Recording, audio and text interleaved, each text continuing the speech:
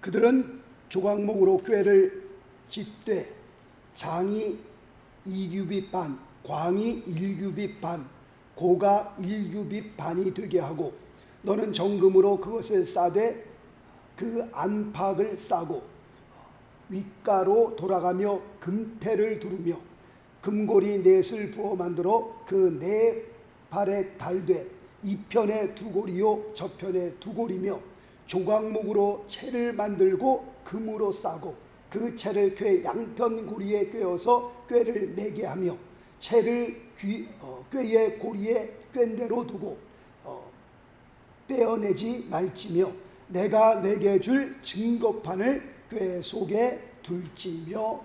아멘. 할렐루야. 아멘. 오늘 주일과 다음 주일 우리 법궤에 대해서 같이 말씀을 나누게 됩니다. 성소와 지성소를 구분하는 휘장, 지지난주에 말씀을 드렸습니다. 이 휘장을 넘어서게 되면 우리가 이제 지성소로 들어가게 됩니다. 지성소로 들어가게 되면 지성소 안에는 거기에는 무엇이 있나요? 오늘 말씀의 제목과 같이 법궤가 지성소 안에 놓여 있습니다. 자, 화면을 보시겠습니다. 법궤의 모양입니다. 오늘 읽어드린 10절 말씀을 보게 되면 조각목으로 꾀를 짓되라고 되어 있습니다. 여기서 말하는 꾀는 법궤를 의미하고 있는 겁니다.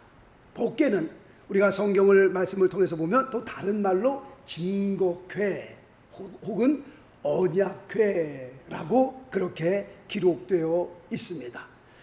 오늘 읽어드린 말씀을 통해서 볼 때 10절 말씀에 보니까 법궤의 크기가 기록되어 있는데 가로 2규빗 반입니다. 그러면은 요즘으로 얘기하면 약 1m 15cm 정도 되는 겁니다. 세로가 1규빗 반으로 되어 있습니다.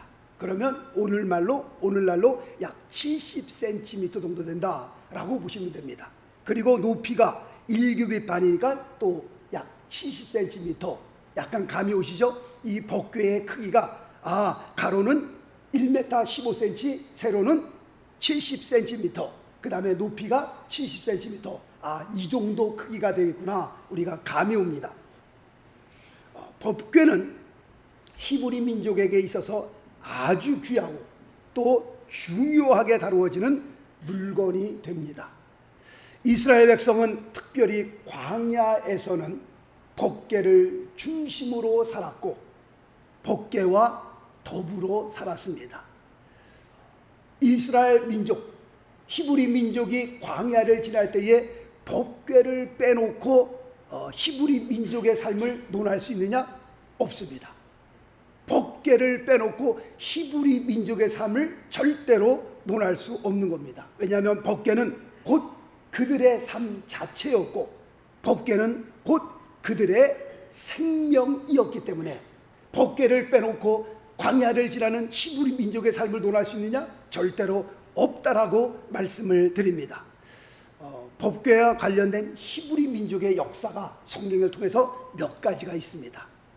법궤와 관련된 히브리 민족의 역사에 대해서는 성막 마지막 시간에 말씀을 드리고 성막을 모두 마치게 됩니다. 자, 오늘은 법궤 안에는 무엇이 들어있는지 거기에 대해서 같이 말씀의 은혜를 나누게 되겠습니다. 오늘 읽어드린 16절 말씀 보니까 그 안에는 두 돌판에 새겨진 십계명을 두어라 라고 말씀하고 있는 것을 보게 됩니다. 법궤 안에는 무엇이 있다? 십계명이 있구나 라는 것을, 두 돌판이 놓여 있구나 라는 것을 알게 되는데, 우리가 신약으로 넘어가게 되면, 신약의 그 히브리서로 가게 되면 조금 더 자세하게 설명하고 있는데, 우리가 히브리서 9장 말씀을 한번 가봅니다. 다 같이 히브리서 9장 2절 말씀부터 5절까지의 말씀을 좀 봅니다. 신약 히브리서 9장은 360페이지에 있습니다. 히브리서 9장 2절로 5절까지의 말씀에 보면 조금 더 자세하게 기록되어 있는데 제가 있습니다. 예비한 첫 장막이 있고, 이 첫 장막은 뭐예요? 성소를 가리켜 말씀하고 있습니다. 그 안에 등대와 상과 진설병이 있으니 이는 성소라 일컫고, 3절 말씀 보니까 또 둘째 휘장 뒤에 있는 장막을 뭐라고 일컬어요? 지성소라 일컫나니, 4절 말씀에 보면 금양려와 사면을 금으로 싼 언약궤가 있고 그 안에 만나를 담은 금 항아리와 아론의 쌍난 지팡이와 언약의 비석들이 있고, 십계명을 이렇게 말씀하는 거죠. 5절 말씀해 보니까 그 위에 속죄소를 덮는 영광의 그룹들이 있으니 이것들에 관하여는 이제 낱낱이 말할 수 없노라 라고 히브리서 기자가 이렇게 기록하고 있는 것을 보게 됩니다. 우리가 아까 출애굽께서 봤을 때는 법궤 안에는 두 돌판 십계명이 있구나라는 것을 보게 되지만, 히브리서 9장 2절로 5절까지 말씀 보니까 두 가지가 더 있는 것을, 도합 세 가지가 법궤 안에 있다는 것을 우리가 알게 됩니다. 그리고 이 세 가지는 하나님이 이스라엘 백성에게, 그리고 오늘날 신앙생활하는 우리에게, 우리가 믿고 섬기는 하나님은 어떤 하나님인지 그 하나님에 대해서 우리에게 말씀해 주고 있는 겁니다. 그래서 첫 번째, 오늘은 만나를 담은 금 항아리에 대해서 같이 말씀을 나누려고 합니다. 자, 만나가 무엇입니까? 만나가 뭐예요? 하나님께서 아무것도 없는 광야에서 몇 년 동안? 10년 동안? 20년? 30년? 아니요, 40년 동안, 아무것도 없는 광야에서 40년 동안 하늘에서 이슬과 함께 양식으로 내려주신 음식이었습니다. 이 만나라고 하는 것은요, 어떤 한 가정을 위해서 주신 것도 아니고, 어떤 한 무리, 무슨 한 10명 되는 그 무리를 위해서 내려주신 것도 아니고, 만나라고 하는 것은 우리가 아는 것처럼 이스라엘 히브리 민족, 광야를 지났던 그 히브리 민족의 숫자가 약 200만이라고 우리가 알고 있습니다. 장정만 20세 이상만 60만이었으니 아낙네들과 어린아이까지 다 합치면 몇 명이요? 약 200만이라고 우리가 알고 있습니다. 아무것도 없는 광야에서 40년 동안 한 민족을 위해서, 200만이나 되는 사람을 위해서 매일같이 하늘에서 그 먹을 양식을 비같이 내려주셨다라고 성경은 말씀하고 있습니다. 히브리 민족은 아무것도 없는 광야에서 매일 새벽마다 하나님의 영광을 보며 자기들의 일용할 양식을 매일같이 거둬들였다라고 말씀하고 있습니다. 그것도 몇 년 동안이나요? 40년 동안이라. 상상이 가세요 혹시? 200만이나 되는 숫자가 광야에서 아무것도 없는데 하나님께서 그들이 먹을 양식을 매일같이 40년 동안을 하나님의 영광 가운데에 이슬과 함께 그들에게 내려주셨다. 여러분 상상이 가십니까? 이게 가능한 일이라고 생각하세요? 우리 인간적으로 생각할 때 이거는 있을 수 없는 일입니다. 정말 불가능한 일입니다. 이거는 하루 이틀도 아니고요, 40년 동안을 하나님께서 그 많은 민족을, 그 많은 사람을 하나님께서 매일같이 먹여주셨다? 이건 말도 안 되는 소리입니다. 어떻게 이런 일이 일어날 수 있겠어요? 그래서 이스라엘 백성은요, 하나님을 향하여 이런 막말을 합니다. 자, 말씀 볼까요? 시편 78편 19절 말씀 보니까 하나님을 대적하여 말하기를, 하나님이 뭐라고 막말을 하고 있어요?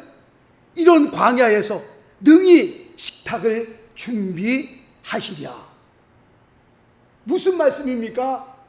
하나님께서 어떻게 이렇게 많은 민족을, 이렇게 많은 사람을 위해서 아무것도 없는 광야에서 우리를 위해서, 그것도 매일같이 끼 때마다 우리를 위해서 식탁을 예비해 줄 수 있겠느냐? 이 말은 무슨 말이야? 하나님 혹시 노망드신 거 아닙니까? 머리가 혹시 돌아가신 거 아닙니까? 하나님 미친 거 아닙니까 혹시? 어떻게 이렇게 많은 숫자를 광야로 몰아내시고 우리를 먹여주신다고 합니까? 우리를 위해서 하나님께서 이 광야에서 식탁을 준비하실 수 있겠습니까? 이거는 말도 안 되는 얘기입니다 라고 하는 그런 의미가 이 안에 담겨져 있는 겁니다. 그러나 하나님께서는 이들이 광야에 있을 때에 그들을 위해서 40년 동안 식탁을 예비해 주셨습니다. 말이 40년이죠.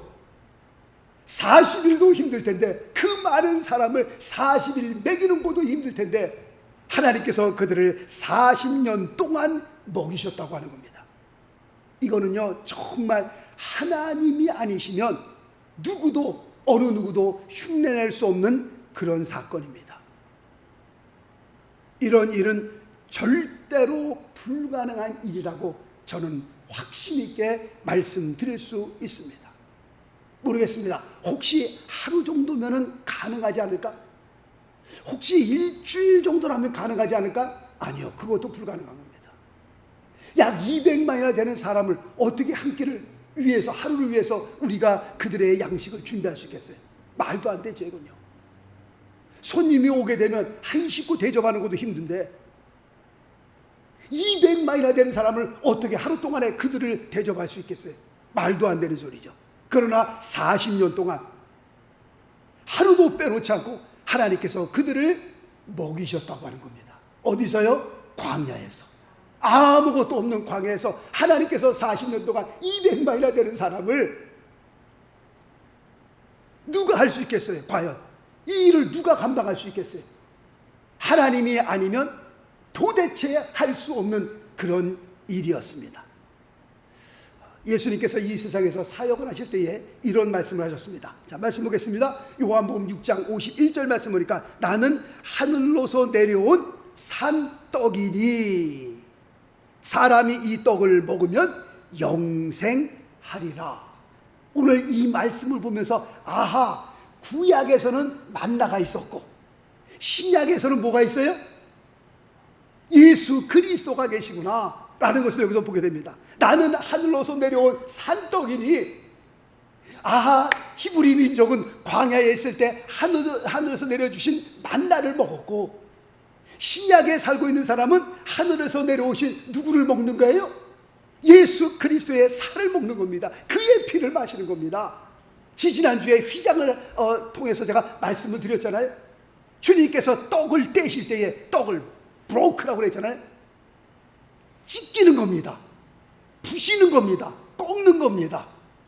예수님께서 십자가 못 박아 돌아가실 때 휘장 위로부터 아래로 쫙 찢어졌잖아요. 예수님께서 떡을 떼실 때에 He broke it. 그의 몸을 찢는 겁니다. 그의 몸을 꺾는 겁니다. 이것을 받아 먹으라고 하잖아요. 이것은 내 살이다 라고 말씀하잖아요.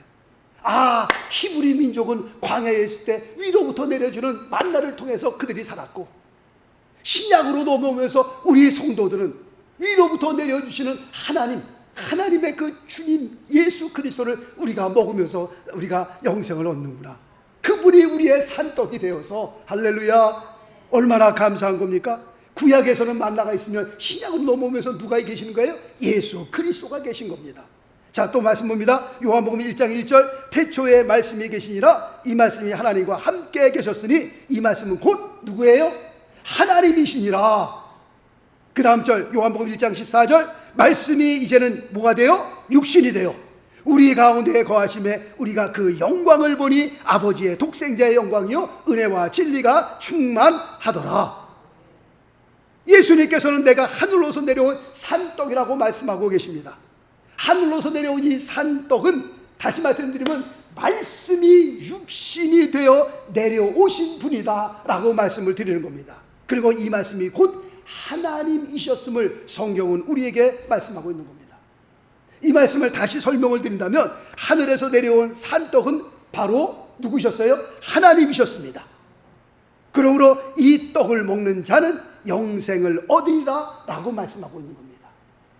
그렇다면 구약의 만나를 통해서 하나님께서 이스라엘 백성에게 주시고자 하셨던 그 메시지는 과연 무엇이었는가? 자, 말씀 볼까요?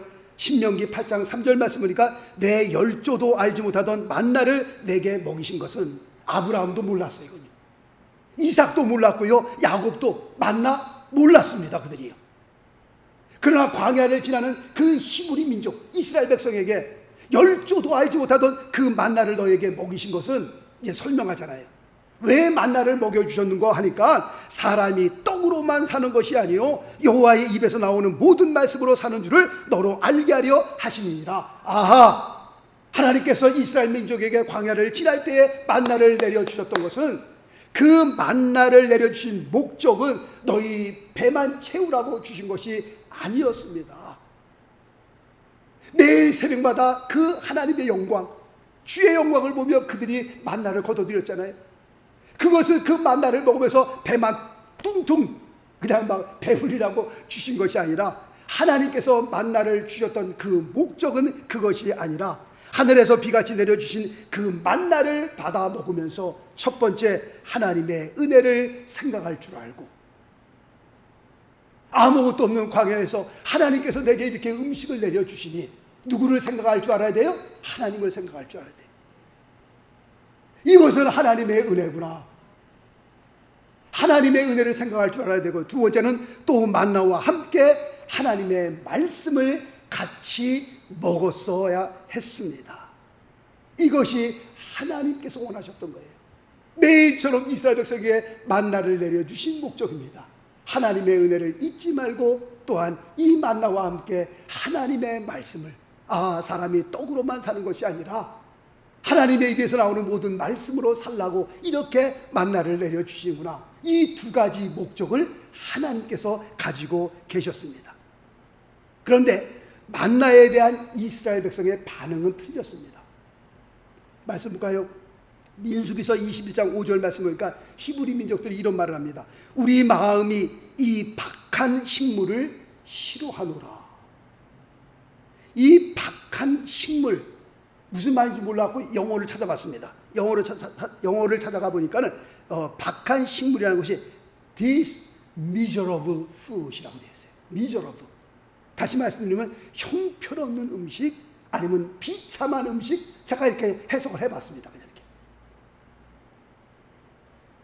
매일같이 내려주시는 이 만나를 향하여 그 히브리 민족이 이것은 박한 식물이다. 우리가 이 박한 식물을 신호하로라. 이 음식이 뭐 이런 음식이 있어? 형편없는 음식이요. 그 다음에 아주 비참한 음식. 그래서 또 다른 영어 성경을 찾아봤더니 뭐라고 기록되어 있는 거니까 this worthless food라고 되어 있습니다. 값어치 없는 음식, 도저히 먹을 수 없는 음식. 제가 그냥 제 나름대로 해석을 한 겁니다. worthless. 뭐 이런 음식이 다 있어. 이걸 어떻게 먹으라고 준 거야? 아무것도 없는 광야에서 내려주신 그 만나에 대한 히브리 민족의 반응이었습니다.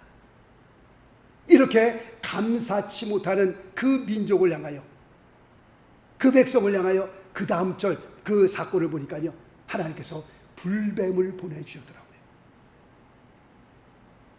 이 박한 음식, 내가 이 음식을 신호하노라 원망하고 불평하니까 하나님께서 그럼 너희 불뱀 맛을 봐라. 불뱀을 보내갖고 불뱀이 다 죽더라고 보니까. 감사치 못하는 사람들의 결과였습니다. 하나님의 무서운 심판이었죠. 자, 두 번째 보니까요, 이 만나에 대한 그 이스라엘 백성의 반응 두 번째 보니까 하나님께서는 매일 이른 새벽에 일용할 양식을 매일 거두라고 말씀하셨습니다. 그런데 매일 나가는 게 어떻게 해요? 귀찮으니까. 어떤 사람은 다 그런 건 아니지만 어떤 사람은 꾀를 내가지고, 아주 똑똑한 사람들이죠. 내일은 내가 나오기 싫다. 그래갖고서 이틀치를 그날 이렇게 거둬들였어요. 그런 다음에 잘 보관했다가 그날 안 나가, 그날 새벽에 안 나가고 그 다음 날 눈을 떼서 이제 그 양식을 먹으려고 탁 보니까 어떻게 돼 있어요? 곰팡이가 나 있는 거예요.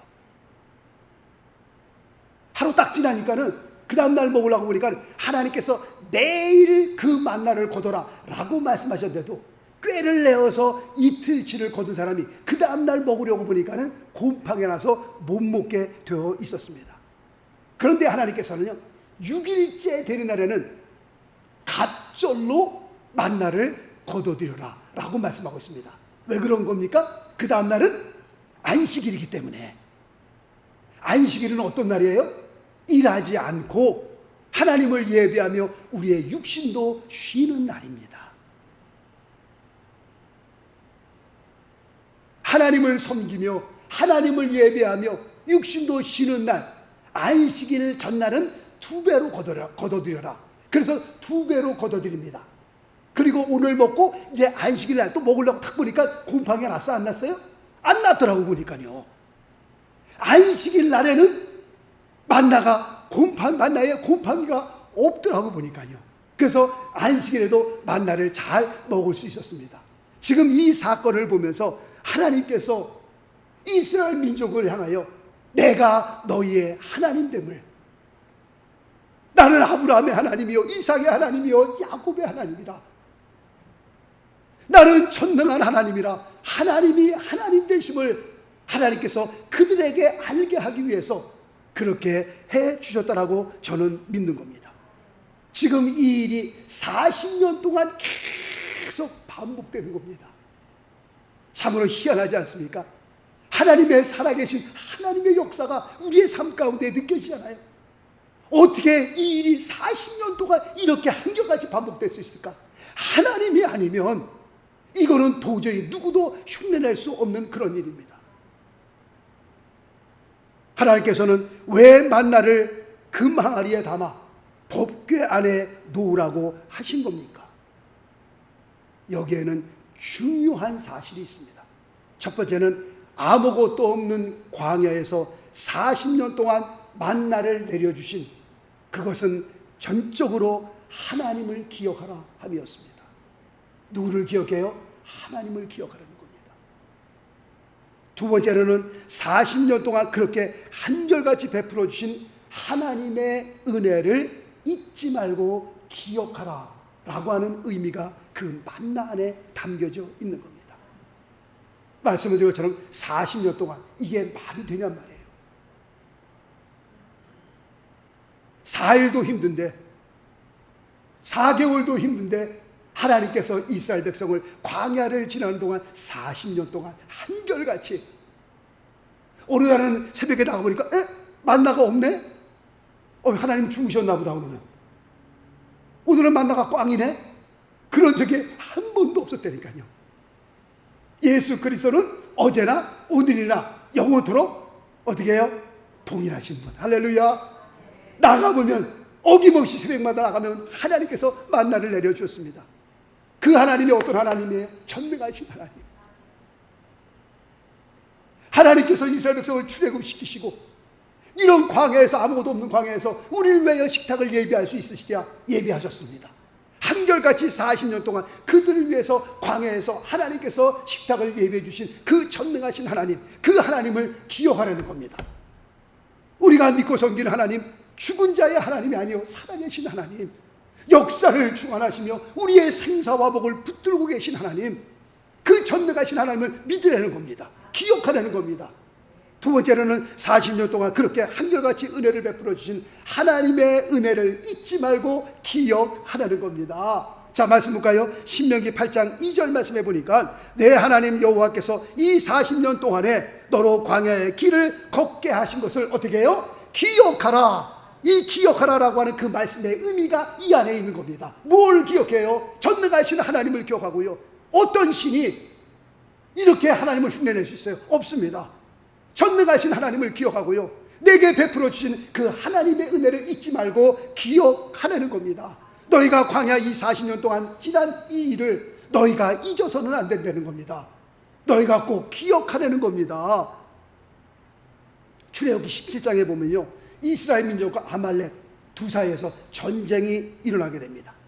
이 전쟁의 승리를 위해서 모세가 산에 올라가 하나님을 향하여 기도합니다. 두 손을 높이 들고 하나님을 향하여 기도하니 이스라엘이 아말렉을 이깁니다. 이 두 손이 피곤하여 내려오니 아말렉이 이스라엘을 이기게 됩니다. 야, 이거 안 되겠다. 아론과 훌이 큰 돌을 갖다 놓고 그 돌을 받쳐놓고 밤새도록 그 한 사람은 이 손, 한 사람은 저 손을 붙들고 전쟁이 끝날 때까지 그들이 아론과 우리 그 모세의 두 팔을 붙들고 전쟁이 승리할 때까지 그 팔을 내려놓지 않았습니다. 그리하여 전쟁은 이스라엘이 아말렉을 이기는 거로 끝나게 됩니다. 여기서 하나님께서 중요한 말씀하십니다. 말씀 볼까요? 출애굽기 17장 14절 말씀 보니까 여호와께서 모세에게 이르시되 이것을 책에 기록하여 기념하게 하고 여호수아의 귀에 외워 들리라. 지금 이 사건을 지금 여호수아는 몰라요. 열심히 전쟁만 했죠. 지금 저 산 꼭대기에서 무슨 사건이 벌어지고 있는지 모른다니까요. 내가 열심히 싸우는데 내가 왜 전쟁에서 지금 밀리고 있을까? 왜 내가 질까? 두 팔이 내려간 거거든요. 기도의 팔이. 그런데 또 전쟁에서 막 또 승리하게 되거든요. 막 밀고 나가서 마침내는 전쟁에서 승리했습니다. 이야, 할렐루야. 지금 저 산 위에서 어떤 사건이 벌어지고 있는지 모른다니까요. 하나님께서 모세에게 이것을 기록하여 기념하게 하고 누구의 귀에? 여호수아의 귀에 외워 들리라는 겁니다. 여호수아야, 네 전략이 좋아서 네가 똑똑해서 이 전쟁에서 승리한 것이 아니라 어떻게 해서 승리하게 된 거예요? 기도의 결과로. 모세가 산에 올라가 하나님을 향하여 두 손을 들고 기도하니 그 기도의 응답으로 너가 이 전쟁에서 그랬었구나. 내가 전쟁에서 밀릴 때는 모세의 두 손이 내려온 때였었구나. 내가 정말 이유도 알지 못하게 막 갑자기 전쟁에서 승리하게 되고 막 밀고 나가게 되고 그때 모세가 두 손을 높이 들고 기도할 때였구나. 이 전쟁에서 승리한 것은 내가 똑똑해서가 아니라 내가 능력이 있어서가 아니라 누구의 은혜로? 하나님의 은혜로. 기도하니까 하나님께서 내게 이런 은혜를 베풀어 주셨구나. 이 일을 기념하게 하고 여호수아의 귀에 외워 들리라라고 말씀하고 있는 겁니다. 절대로 하나님의 은혜를 잊어서는 안 되는 겁니다. 다윗도요, 자기에게 베풀어 주셨던 그 하나님의 은혜를 늘 감사하고 늘 기억하며 살았던 사람이었습니다. 말씀 볼까요? 시편 116편 12절 말씀 보니까 여호와께서 내게 주신 모든 은혜를 무엇으로 보답할꼬. 인생의 맨 바닥에 살던 사람이었습니다. 그런데 그 인생의 맨 바닥에 있던 사람을 하나님께서 제일 높은 자리까지 올려주셨거든요. 사막의 음침한 골짜기를 지날 때에 거기서 죽을 수도 있었어요. 그런데 하나님께서 그를 건져주셨거든요. 이 산 저 산으로 도망다닐 때에 그 사울의 손에 죽을 수도 있었는데 하나님께서 그를 살려주셨거든요.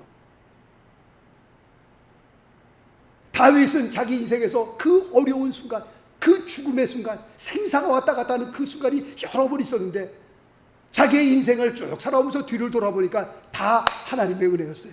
그때 하나님께서 내게 은혜를 베풀어 주지 않았더라면, 그때 하나님이 나를 도와주지 않았다면 내가 사망의 음침한 골짜기에서 그냥 죽었을 텐데 하나님께서 나를 도와주셨구나. 하나님께서 나에게 그때 은혜를 베풀어 주셨구나. 내가 지금 이 자리까지 올 수 있었던 것은 다 누구의 은혜요? 하나님의 은혜. 하나님의 은혜로 있을 데 없는 자. 뒤돌아보면 다 하나님의 은혜요. 내가 잘나서 내가 힘이 있어서 그런 건 아니고 나보다 훨씬 더 장사도요, 나보다 훨씬 똑똑한 사람도요 다 나가 자빠져요. 그런데 하나님께서 어떻게 이렇게 부족한 사람에게 오늘날 이렇게까지 올 수 있게 하셨는가? 누구의 은혜예요? 하나님의 은혜죠. 얼마나 더보다 똑똑한 사람들 많고요, 얼마나 더 힘센 사람들 많고요, 얼마나 대단한 사람들 많은데 그런 사람들이 내 밑에서 일하게 하고요, 그런 사람들이 다 내 말에 복종하게 하고, 야, 하나님께서 내게 어떻게 이런 자리까지 오게 하셨나? 지금 다윗이 그렇습니다. 다윗보다 싸움 잘하는 사람들 훨씬 많았습니다. 그 밑에 장사 30명도 있고요, 3명도 있고요, 정말 뛰어난 사람들. 다윗과 1대1로 겨루면요, 다윗 10명 와도요 다윗이 못 이기는 그런 어마어마한 장수들이 있었습니다. 그 사람들이 뭐 다윗 무서워서 그랬습니까? 아니요. 그가 하나님의 사람인 것을 인정하고 하나님의 은혜가 그와 함께하는 것을 알고 그를 하나님의 사람으로 인정하고 다윗보다 훨씬 힘센 사람들이지만 다윗 밑에서 그를 섬겼던 겁니다. 그러니 하나님께서 내게 베풀어 주신 그 은혜를 이렇게 돌아보면요, 이 귀한 은혜를 내가 어떻게 보답할고, 내가 이런 귀한 자리에 설 수 있었던 것은 다 하나님의 은혜구나. 내가 인생의 바닥에 있었던 사람인데 하나님께서 나를 이렇게 높은 자리까지. 야, 이것은 하나님의 은혜입니다. 어떤 사람인지 지금 기억이 안 납니다. 굉장히 유명한 사람인데 그 사람 집에 들어가면요, 벽에 사진이 하나, 그림이 하나 걸려져 있는데 담벼락 꼭대기에 거북이가 하나 놓여 있어요. 그래서 그 담벼락 위에 거북이가, 담벼락 위에 거북이가 어떻게 있을까 물어봤습니다.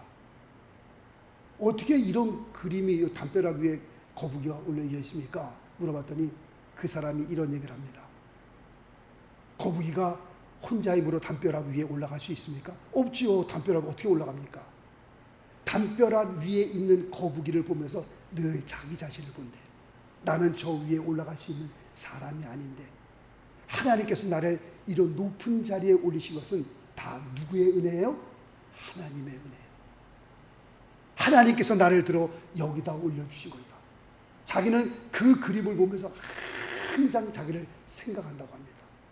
내가 이런 높은 자리까지 흑인인 걸로 제가 기억하고 있습니다. 내가 이런 높은 자리까지 올라갈 수 있었던 것은 하나님께서 나를 들어 그 담벼락에 올려놓으셨지, 내가 거북이 같은 내가 그 담벼락 저 높은 곳에 올라갈 수 있느냐? 없다는 겁니다. 자기는 그거를 보면서 나를 본다는 거, 자신을 본다고 했습니다. 다윗이 그랬습니다. 내게 주신 이 모든 은혜 내가 무엇으로 보답할꼬? 이게 다 하나님의 은혜인데, 하나님께서 내게 주신 복인데 이 귀한 복을 내가 어떻게 보답할꼬? 그리고 다윗은 자신을 향하여 또 이렇게 외칩니다. 자, 말씀 볼까요? 시편 103편 2절 말씀 보니까 내 영혼아 여호와를 송축하라. 그 다음에 뭐라고 말씀하고 있어요? 그 모든 은택을 잊지 말지어다. 얼마나 멋있어요. 다윗의 고백입니다. 정말 다윗이 귀한 사람이죠. 내게 주신 하나님의 은혜를 늘 기억하면서 감사하면서 살고요, 내게 주신 하나님의 은혜를 내가 무엇으로 보답할꼬? 라고 할 뿐만 아니라 자기 자신을 향하여서 내 영혼아 여호와를 송축하며 그 모든 은택을, 내게 주신 그 하나님의 은혜를 절대로 잊어버려서는 안 된다라고 자기 자신을 향하여 늘 외쳤던 다윗의 삶을 우리가 보게 됩니다. 우리가 우리의 조국 대한민국을 떠나 남의 나라에 살면서 하나님께서 오늘날 여기까지 오게 하셨습니다. 많은 사건이 있어서 미국 생활하면서 언어도 안 통하죠. 내가 한국에서처럼 마음대로 일하고 싶은 곳에 가서 일도 못하죠.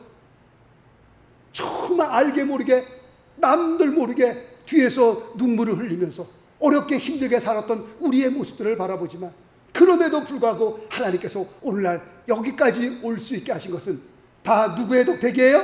하나님의 은혜였습니다. 주변을 돌아보면 우리보다 힘든 사람 훨씬 더 많이 있고요, 어려운 사람들 훨씬 더 많이 있습니다. 하나님께서 오늘날 그래도 오늘날 여기까지 이렇게 올 수 있게 해주신 하나님의 은혜를 생각할 때에 얼마나 감사한지 모릅니다.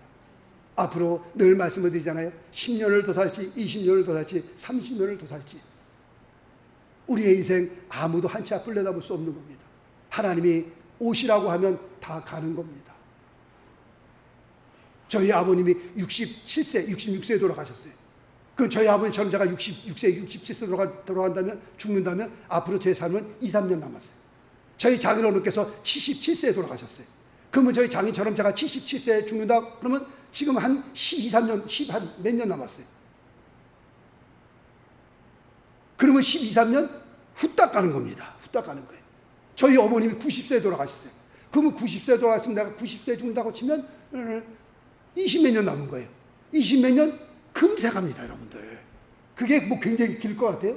지금 70 넘으신 분들, 80 넘으신 분들, 앞으로 이제 한 3, 4년 사시면 가시는 거예요, 이제. 앞으로 10년 사시면 가시는 거예요, 이제. 제가 저번에 새벽 예배 때 말씀드렸잖아요. 저희 큰형님이 76세세요. 그러면 저희 어머니처럼 90년에 돌아가신다면 14년 남은 거예요. 그러면 14년 금세 간다니까요. 그런 걸 딱 생각하니까 남은 14년 예수 잘 믿고 이 세상을 떠나야 할 텐데,